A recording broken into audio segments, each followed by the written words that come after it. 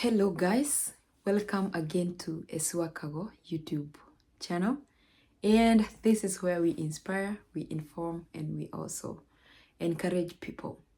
And on our today's video, I wanted to do the second video about becoming a provider and who is a provider, what is being a provider. To begin with, and before I start, I would want to address a question I saw on the comment section of my previous video that I'm gonna pin up here.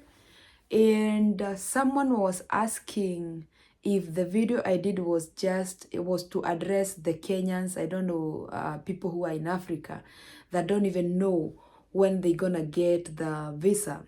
And to answer you, I don't do videos for Kenyan people only. I don't do videos for Africa only. I do videos for everybody. So if you find one of the videos is not what you are looking for, please go to the next one or the previous one. You will find something that fits you because I do universal content, not just content that favors a certain continent. So let's jump right in, and I will be back on Saturday on a live video so that you can be able to ask all the questions that you will have following these three videos that I'm doing. Foster care, host provider, and also host home or adult care home. Okay, so if you have any question, just write them somewhere, and then we're gonna answer all those questions coming Saturday. So let me jump right in. Who is a host provider? A host provider is a person like you and me who is willing to host someone who is not their family member and to be getting paid through the agency or directly from the government for the services or for them taking care of that person. And who are these people I'll be taking care of? That is question number 2. So to answer you, these are people who have various disabilities. It could be they are blind, it could be they cannot talk, it could be the health challenges they have. Like for example, it could be they don't walk, it could be they cannot feed themselves, it could be they cannot even be able to live without using diapers or diapers, however you want to call them. So this person cannot live by themselves, and they cannot also live with their families because of the workload that comes with their responsibilities. Some families prefer to give them up to the agencies that deal with that so that the burden can be off their shoulders. So this is where you come in. If you would want to host such a person, then you are the host provider. You provide your home to give to this person so that they can have a family to live with. What are the benefits of becoming a host provider? And before we go to that, let's go to question number 3, that what are the qualifications? The same as being a foster care person or a mom or parent, you will need to have a clean background as well. Without a clean background, you cannot be able to do any work that is involving people in America. And just to put this out there, it is not just in America that you can find these jobs. You can also find them in the UK or Europe. You can find them in Canada. You can find them in any continent. Only that people don't know how to go about them. Okay. So that is one qualification. Another qualification is that you have to have a work permit. Sometimes they don't ask, some companies don't ask for this, but some companies do ask for work permit or the social security number and stuff like that. So it is also good to make sure what agency and what they require, because it varies from agency to agency. So, what are your responsibilities when you are or when you become a host provider or a host home provider? One of the responsibilities will be you might be taking them to therapists, you might be taking them to doctors' visits, you might be taking them even to go just have fun in the park. Like they are like regular people. They're just regular people, only that they have challenges, they have life challenges, and they are living with disabilities that limit them to be 100% independent. Sometimes because they cannot drive, you will be their driver always. So another thing, you might be their cook if they cannot cook. Some can cook, but most likely 90% cannot cook. They will depend on you to cook for them. So being a host home provider, you must provide for food for them. Becoming a host home provider, you might need to have an extra bed in that room that you're gonna give them. So the room has to come with a bed and other things that the person might need, or they can bring theirs as well. It all depends where they are coming from. Some of these people come from the shelter. Some of these people, they are just homeless and they don't have nothing. They don't even come with even a single trouser to change. Excuse me. I might have to take some water.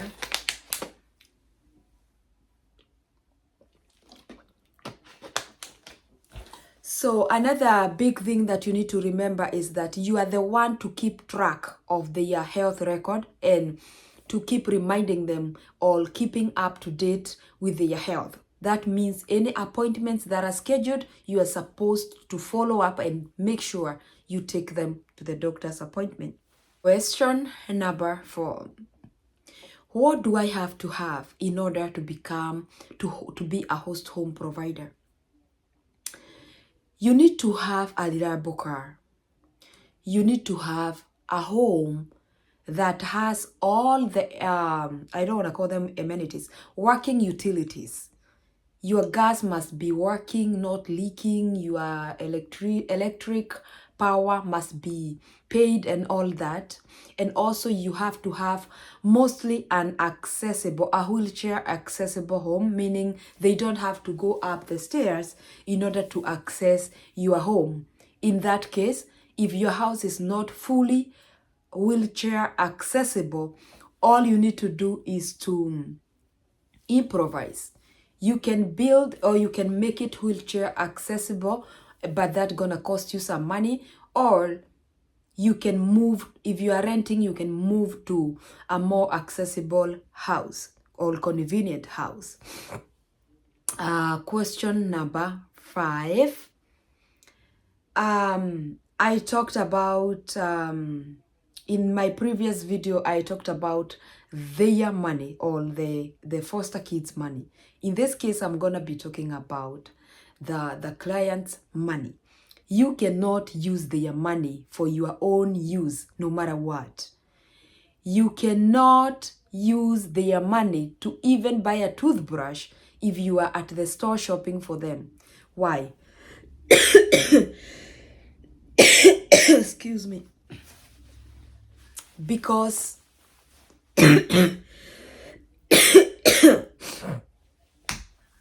jeez. You cannot use their money because every penny that they are allowed on their card, it should be shown through receipts. So that is why you cannot embezzle their money, which is wrong actually. Another thing, if they have an EBT or food stamp or food provision, that one can be cooked for the entire family.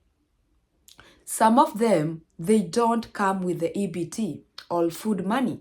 What do? You use your own money to feed them. And B, note better, at the end of each month, on top of the monthly pay that you get for taking care of them, there is something called monthly upkeep money. that is the room board, meaning they are paying for the room they are living in. That tells you if you have 3 people in your house, each person gonna be paying some amount for the room. For example, here in Kansas, most of the agencies, they pay for the room board, they pay like $620, meaning 500 is for the room and 150, probably 120 is for food, toiletries, and all that. So it depends with every state. I just gave an example of my state. So you will be providing food if they don't have that, but I just told you at the end of the month, you will have some amount that they pay extra from the pay that you receive. So what are the challenges? Or what are the challenges of living with these people in your house?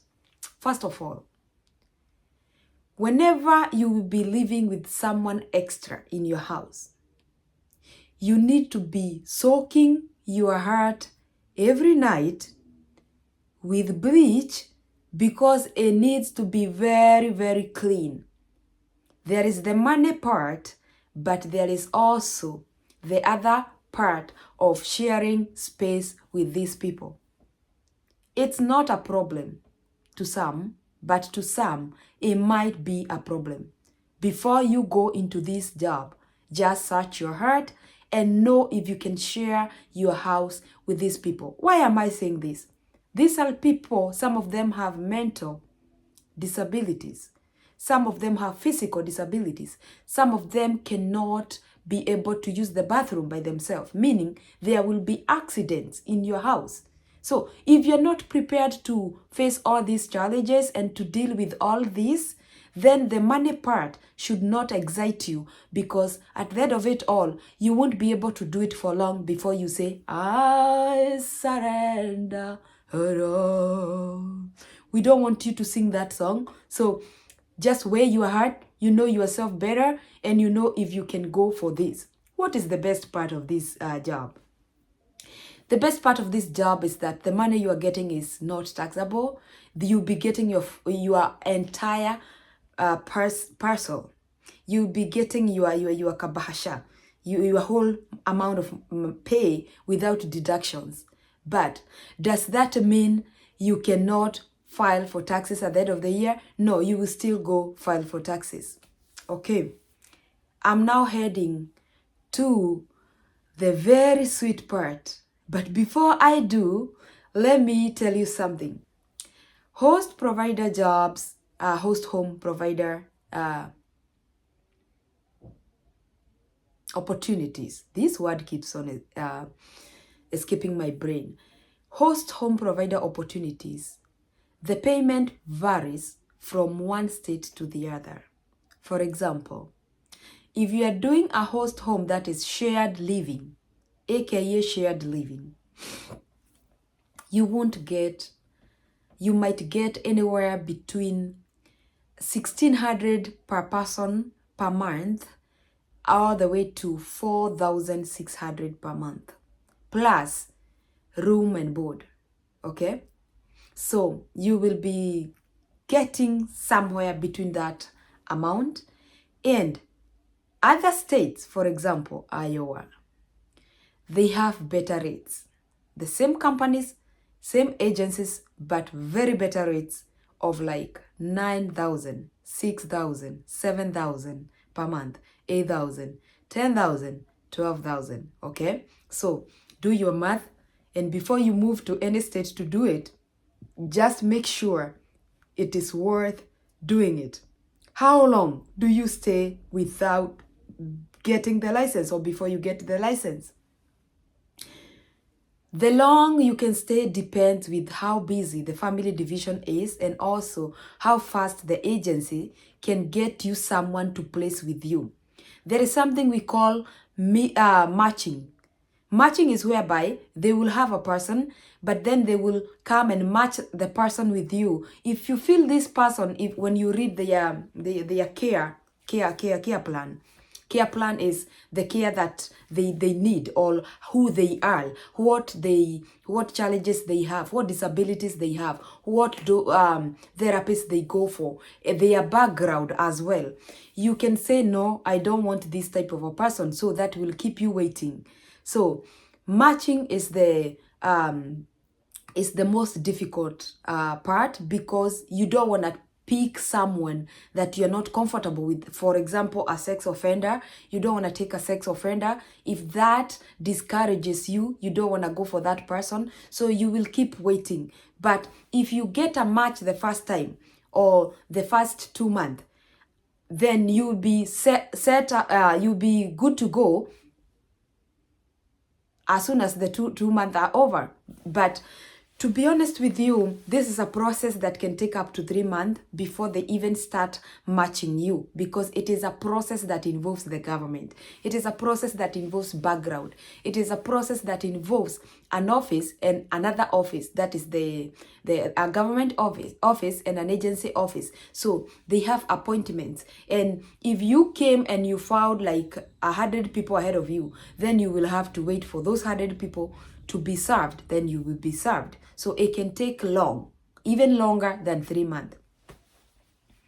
Now, switch off all the radios and the televisions. Tell the kids to be quiet and sit down, because we are now at the money part. Yeah, the best part. I know you love this part. So, how many people can you have in your house? In your house, you can be allowed between 2 and 3 people. There is a maximum. You cannot have more than 3. Remember, this is a shared living setup. It is not like an adult care home, okay? So it has a minimum and a max. It has a max. A max should be 3 people if you are lucky enough. So 3 people, for example, let's just work with 2 people, because it is easier to have 2 people than 3. For example, you have 2 people and you live in Kansas. You might get somewhere between, for one person, it could be like, let's say, according to their behavior level and their needs, probably they are like tier 4 or tier 5. I know you don't know what that means, but you will get to know when you start doing the research. I'm just giving you the basic info. If you are interested, just start digging. You will find out everything. So let's say you're in Kansas and you have 2 people. You might be very lucky to get a tier 4 or tier 5. They worsen as they go up. You will be able to get maybe 3,000 per person, or maybe 3,200 per person, or maybe 4,000. And then you have the room and board for $620. So for 2 people, you will have like 1,300. So, or the 250. So 1,250. So at the end of the day, you will be able to have your 3,000 per person, that is 6,000, and then you will have the extra 1,000 on top to take care of your house, rent and stuff. So what I mean is that this job is good because these people are helping you to pay the rent as well as buy some food, and you have 6,000 on top that you can use to maybe do some other needs of yours and be able to save.